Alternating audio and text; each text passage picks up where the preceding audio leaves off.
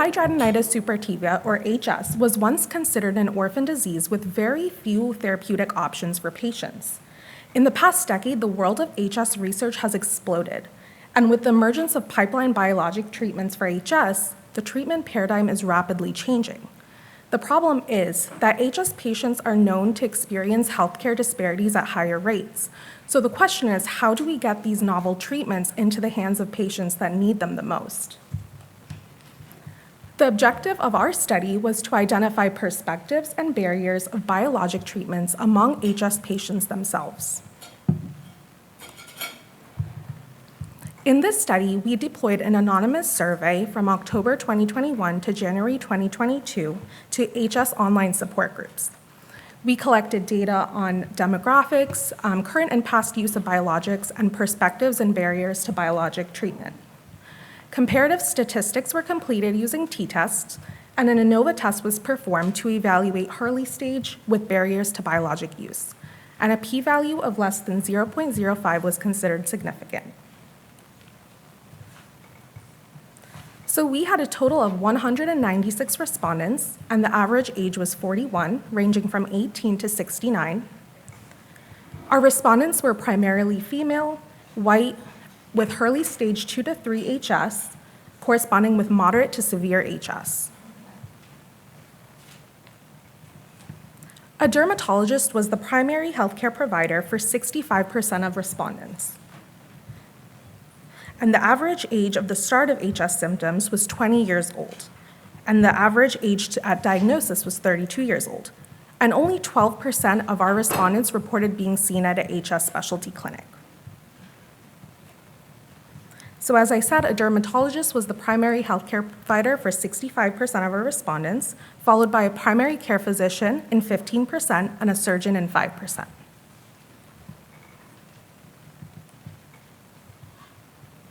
"48% of respondents mainly learned about biologics from their HS healthcare provider, 31% from online websites, and 29% from virtual HS support groups.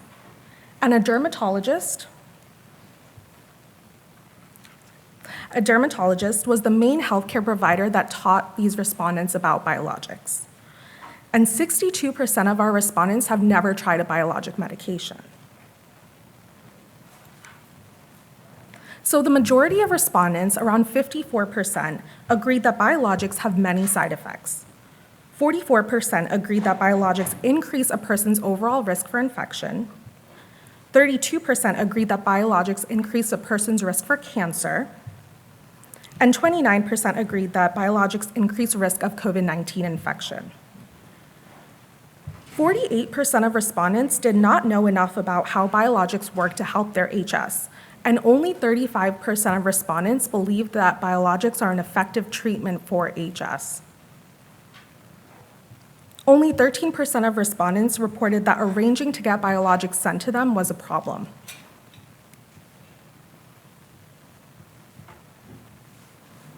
The top reported barriers to biologic use were fear of side effects in 61% of respondents, high cost and lack of insurance coverage in 46%, and frequency of weekly injections in 32%. Injection-related barriers were reported in 32% of respondents for injection pain and 24% for fear of needles. Every other week injections were less, and monthly injections were less likely to be reported as barriers compared to weekly. So respondents with a non-dermatologist as their main HS healthcare provider and not seen at a HS specialty clinic were significantly more likely to agree that I do not know enough about how biologics work to help my HS. Respondents reporting their main healthcare provider as a dermatologist were more likely to agree that biologics are an effective treatment for HS and less likely to report obtaining biologics was a barrier for them. The lower the Hurley stage of a respondent, the more strongly they were to agree that I do not know enough about how biologics work to help my HS. So overall, we found that most respondents were biologic naive with many logistical and educational barriers to biologic use. And our results really highlight the importance of dermatologists and specialty clinic visits in addressing these barriers, education, and implementation of biologics.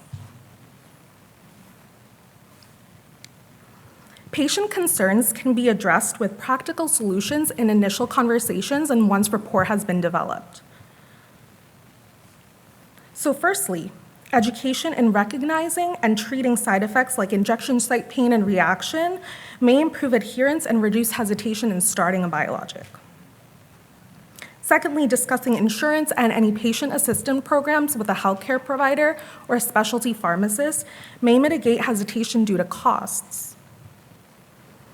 And lastly, offering therapeutic options with less frequent injection schedules, such as every other week versus weekly injections, may encourage the use of biologics.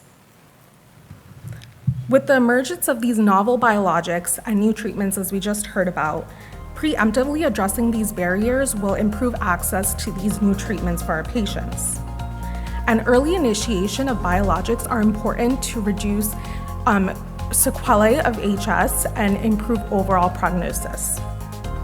So ultimately, patients can benefit from comprehensive discussion on mechanism, their concerns when starting treatment, and guidance on barriers.